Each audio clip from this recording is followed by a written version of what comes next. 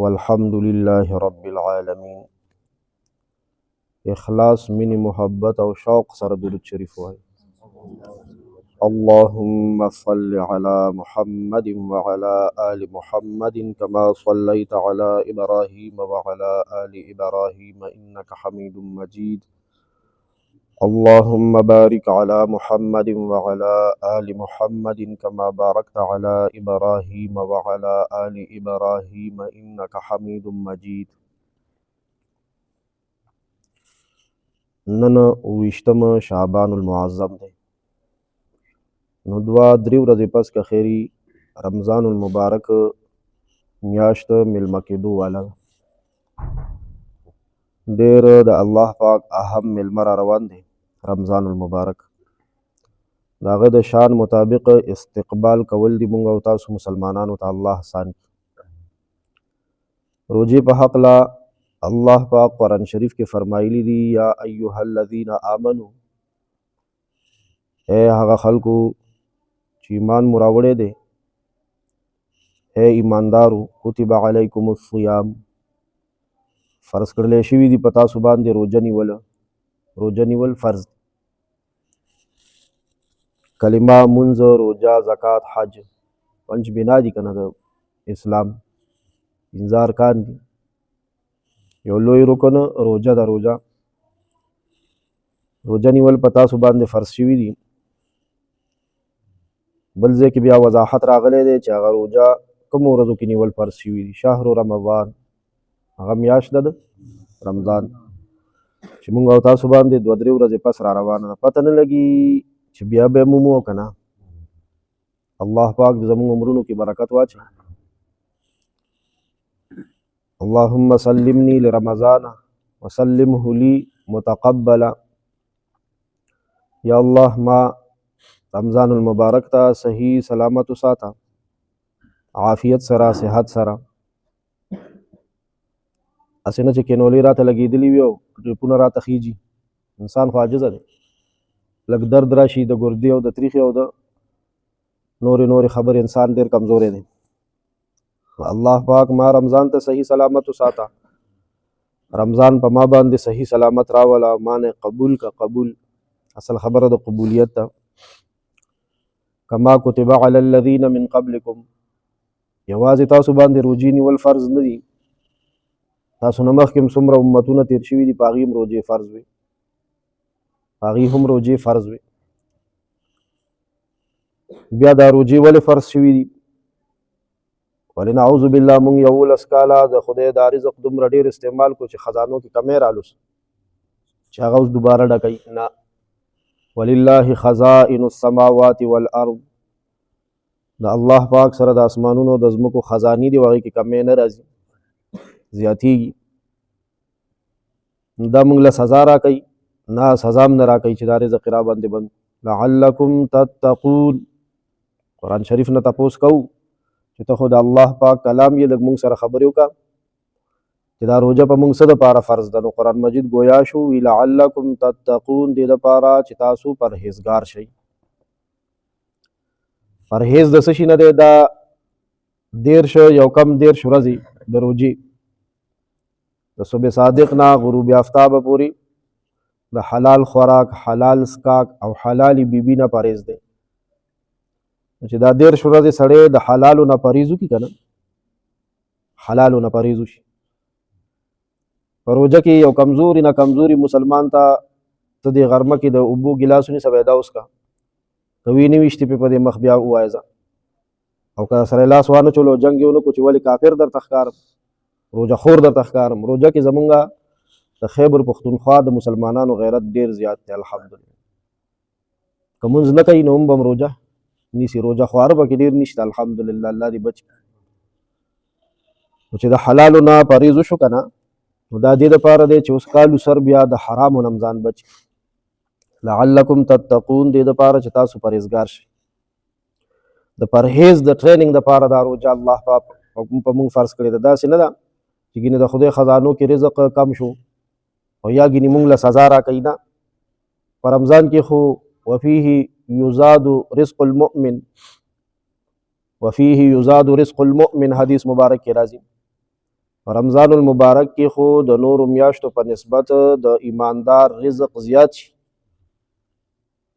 او هغه خو تاسو مونږ ټولو په سترګو لیدلی دي. هغه د مشاهدې خبره ده چې اوس بعضې کورونو کې یو پخلی یو کټوی هم نه پخېږي او په هغه ماښام باندې دوه، د بعضې خلکو درې، د بعضې شمارلی هم نشي، الوخي شمارلی هم نشي چې څومره څیزونه دي. نو رزق خو ورکې زیاتېږي، د رزق مسله خو نه ده لعلکم تتقون چې تاسو پرهیزګار شئ. مونږ دا خبره څو ورځې وشوه چې مذاکره کې راوستې ده، الحمدلله تاسو یاده کړې م ده، لیکلې م ده، خوره کړې م ده، نورو خلکو ته م رسولې ده چې روژه څه ته وایي. دا یو اهم سوال دی، روژه څه ته وایي. دا د دې ایمان په حقله هم دا خبرې زده کوي، ایمان څه ته وایي. بیا آمنت بالله کې مونږ اوو څیزونو باندې ایمان لرو، الله باندې د ایمان څه مطلب دی، ملایکو باندې، کتابونو باندې د ایمان څه مطلب دی، رسولانو باندې، قیامت باندې، په تقدیر باندې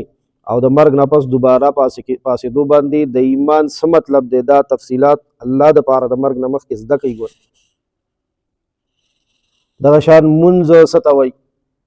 اودس څه ته وایي، تیمم څه ته وایي، غسل څه ته وایي، حج څه ته وایي، زکات څه ته وایي، سرسایه څه ته وایي، عشر څه ته وایي، طواف څه ته وایي، سعی څه ته وایي، روژه څه ته وایي. روژه څه ته وایي دا سوال دی. نورونو مشرانو روژه درې خبرې دي، د صبح صادق نه غروب آفتاب پورې، یعنی د سهار د مولا بانګ مال نه واخله تر نور پریواته پورې، د خوراک سکاک او د جما نه هم بسترې نه د روژې نیت سره ځان ساتل او پرهیز کولو ته روژه وایي. یقین دی وشه تاسو دې کې لږ قدم والی تاسو خو زده کړي دي، الحمدلله تاسو خو دا خبرې اوس پخې شوي دي، لږې کورونو کې بیان کوي. د شپېتو کالو روژهدار چې 80 کاله یې روژې نیولي دي هغه ته ته ووایې مسلمانه روژه څه ته وایي. نو وایي به په خپل مخسر به څوک درته څه وایي، څوک به څه وایي، هغه خبرې ټیک دي په خپل ځای، خو پوره خبره نه ده. پوره دا ده چې دا کومه تاسو زده کړه چې صبح صادق نه غروب آفتاب پورې مفطرات ثلاثه ورته عربی کې وایي، خوراک سکاک جما. دې نه د روژې نیت سره، نیت به ورته د روژې وي، د ډایټنګ نیت به ني، د ځان د مانده کولو نیت به ني، د روژې نیت به وي. نو پرهیز او ځان ساتلو ته بیا روژه وایي. عالمگیر بادشاه مو د مسلمانانو او ډېر لوی عالم و. د هغه په نګرانۍ کې د مسلمانانو د فقه حنفي یو معتبره فتاوا، یعنی د مسلو یو غټ کتاب تیار شوی دی. فتاوا عالمگیریه ورته وایي، فتاوا هندیه ورته وایي. کوم مفتی چې دا نی ویلی که نه دا کتاب او هغه سره په الماری کې دا کتاب نی موجود، د هغه مفتیتوب معتبر نی، دا همره غټ کتاب دی او بادشاه لیکلی دی او عالم و. هغه داسې نظر واچولو چې خلق عالمانو له نه ورځي، عالمانو نه تپوسونه نه کوي. نو هغه داسې کار وکړو چې اخبار کې خبر شایع نه کړو چې صدارتي او د حکومت د سطح دا بیان دی چې داسې به کوئ. نه،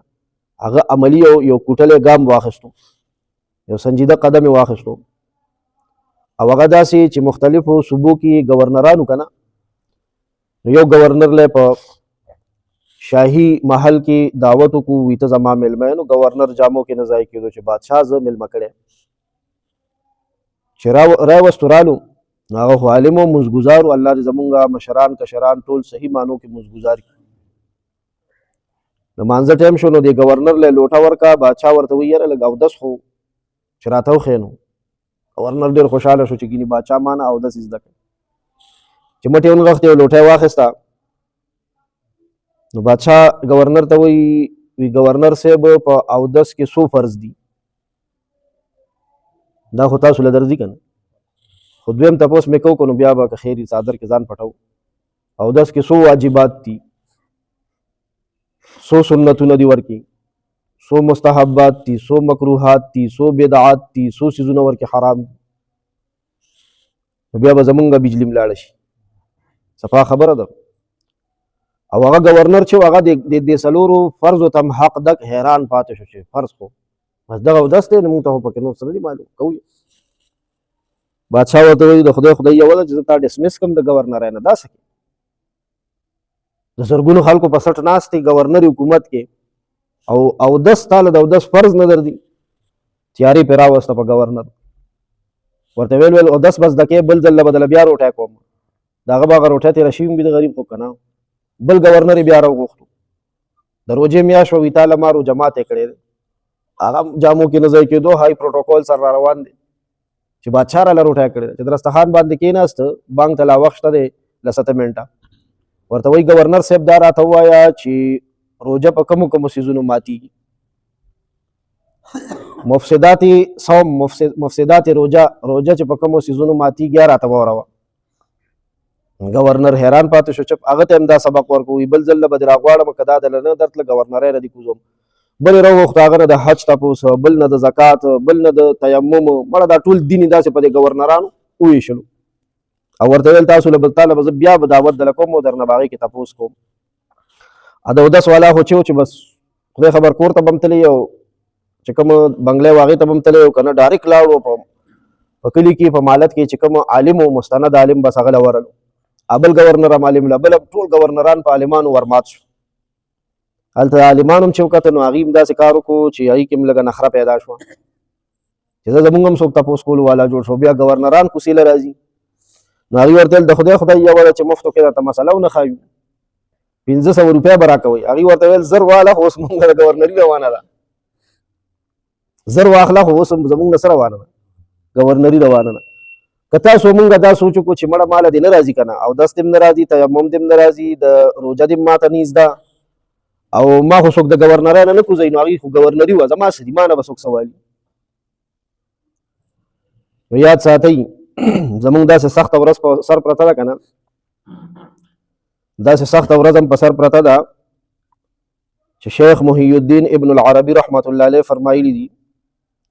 او حکیم الاسلام صاحب قاری محمد طیب رحمت الله علیه په خپلو خطبات حکیم الاسلام کې دا واقع نقل کړې ده چې سبا د قیامت ورځ شي نو د آسمان یو دا مخ دی چې دا مونږ ته ښکاري یو یې د دې د پاسه مخ دی د چت لاندې او باندې مخونه یې که نه لاندې چت ته سیلینګ کېږي او باندې چت باندې سکرپ لګي داسې ده د دې اسمان هم لاندې چت هم دی او سم دی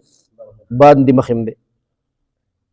او د لاندې مخ نه باندې مخه پورې د دې دا ډبلوالی څومره دی 500 کاله مزل دی دومره ډبل دی 500 کاله مزل زمونږ او ستاسو لنټر څو انچی او 6 انچي 9 انچي چې هر څه پې لاندې باندې دغه هم پې وکړي سیلینګ به میلینګ هم وکړي سیلینګ ته 1 فټ لاندې وکړي او د باندې پې 100 انچی دغه واچوي دا سکرپ واچوي واړو زه 2 فټه 3 فټه دي او د اسمان حجم څومره دی 500 کاله نو د دې بره مخ نه واله د اوومې ځمکې د لاندې تل تحت الثرا پورې به دا ټول سور اور شي ځمکې نه خو موږ وتی نه شو کم ړم شو کم ځای کې به یو هم ځمکه کې به یو دا ټول به جندي شي او دا اور به د لاندې له روزي راخیږي به او دا ځمکه به ټوله د جهنم د لړمانانو مارانو نه ډکه شي یعنې دا به دوزخ شي او د بره نه به الله پاک دا جنتونه چې دي که نه دا د اووم اسمان دا بره سر نه دی دې پورې به راکوز کړي جنتونه اصل کې جنتونه د اووم اسمان نه بره دي هغه ځای نه به الله پاک جنت راکوز کړي او د اسمان دا چت نه دی بره حصه دې پورې به راورسوي او دغه ځای نه به الله پاک یو پړی او یو رسی راکوزه کړي هغې کې به د هر چا د لاس دپاره کړه وي دا کړی نه هغه د بنګلي په شکل کې کړی او په هغې به د هر چا نامه وي نو دا کړی به او دا رسی به د هغه چا لاس ته ورځي چې یو 6 کارونه یې کړي په قرآن شریف باندې ایمان راوړئ بس د بېایمانو کړی پکې نشته دی به پاتې شي د قرآن شریف یې صحیح تلاوت کړئ اوس به تاسو ډېرو کسانو تلاوت کړي او د چا ورته اراده ده کوئ به داسې ده دریم چې د قرآن شریف معنی زده کړي زده کړي هم دي که نه که خیر ټول قرآن شریف هم په معنو ویلی دی که دا زده کوي که نه نیکبخت و پښتو درته پروزم که ته ویر وکړو سړی دا زده کوي او د زده کولو موقع شته که نشته دی صرف د نارینه دی که د زنانو هم شته بانې ختمې دي او څلورم په قرآن شریف باندې عمل او پنځم دا بل ته رسول او شپږم د قرآن شریف چې کوم نظام دی دا په دنیا کې راوستل چې چا دا 6 کارونه کړي دې ته اراده او تکل کړي د ده لاس ته به هغه پړی راشي الله پاک به جک ورکړي او ځان ته به بره وخیږي دی به د اور نه بچ شي او چېرته به لاړ شي جنت نو که زه ورته دا ووایو چې هغه عالمګیر بادشاه ګورنرانو نه تپوس کولو نو ګورنران خو د ګورنرۍ نه ډسمس کېده هغوی سره خو د ګورنرۍ فکر پیدا شو نو اودس فرایض خو څه کې چې د اودس مفسدات او مکروهات او بدعات او حرام او د اودس واجبات او سنتونه او مستحبات دا هم هغه ګورنر داسې یاد کړه چې سبا بیا د مولا نه هم تیز و هلته والا سخته ترخه دوی ورکړې وه د عالمګیر بادشاه ابل چې بیا د روجي په حق لرالو نو